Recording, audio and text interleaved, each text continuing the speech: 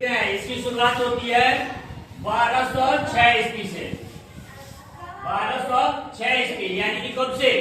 जब यहाँ पे मोहम्मद गोरी की मृत्यु हो जाती है। मोहम्मद गोरी कौन होता है? तुर्की शासक होता है। और जब उसका शासन भारत में चलता रहता है, लेकिन जब वो वहां मर जाता है तुर्क में, तो उसका एक गुलाम होता है। उस गुलाम का नाम क्या होता है यहाँ पे? कुतुबुद्दीन ऐबक।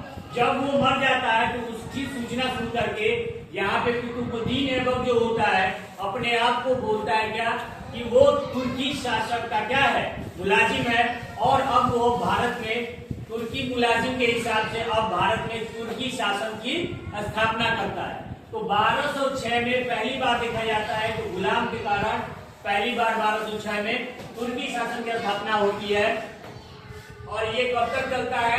1526 ईस्वी लास्ट। यानी इस लास्ट कब होता है? 1526 ईस्वी में सल्तनत खत्म होता है। 1526 ईस्वी में किसका काल होता है? लोधी वंश का।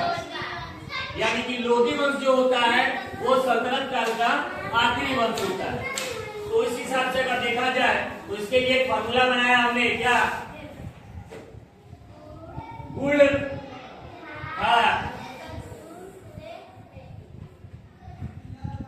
तस्ले में, ठीक है। गुण से हो गया आपका गुलाम वंश, वहीं खा से हो गया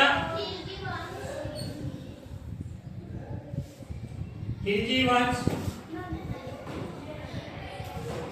त से हो गया आपका तुगलक वंश, स से हो गया आपका सैयद वंश, और ल से हो गया आपका लोधी वंश। तो यही पांच वो शासक रहे, पांच वो वंश रहे जिन्होंने सल्तनत काल के हिसाब से इस पे शासन किया। और सल्तनत काल की शुरुआत कहां से होती है? जब तुर्की शासक कुतुबुद्दीन ऐबक यानी कि गुलाम वंश की स्थापना किसने कर दी होती है? तुर्की शासक का मुलाजिम यानी कि कुतुबुद्दीन ऐबक।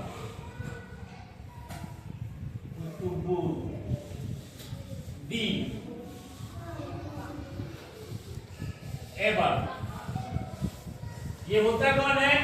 यही होता है जो कि पहली बार भारत में तुर्क शासक की स्थापना करता है और दिल्ली को केंद्र बनाता है, जिससे हम ये कहते हैं कि सल्तनत काल की शुरुआत या दिल्ली सल्तनत की शुरुआत। तो दिल्ली सल्तनत की शुरुआत कहां से हो गई? गुलाम वंश से। गुलाम वंश का शासक कौन होता है पहली बार? कुतुबुद्दीन ऐबक।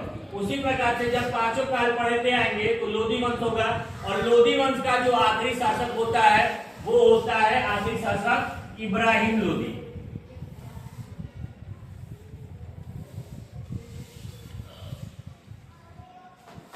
तो ये तो हो गया कि गुलाम वंश का पहला शासक और लोधी वंश का अंतिम शासक। अब इनके बारे में पांचों के बारे में अलग अलग से अब देखना है कि क्या कुतुबुद्दीन ऐबक केवल रह गया कि उसके बाद भी और देश में आए। तो गुलाम वंश में कितने शासक आए? खिलजी वंश आए। खिलजी वंश में कितने शासक आए? तुगलक वंश में कितने? सैयद वंश में कितने? और लोधी वंश में कितने? डिटेल में जानने के लिए बने रहिएगा वीडियो के साथ। मिलते हैं नेक्स्ट पार्ट में।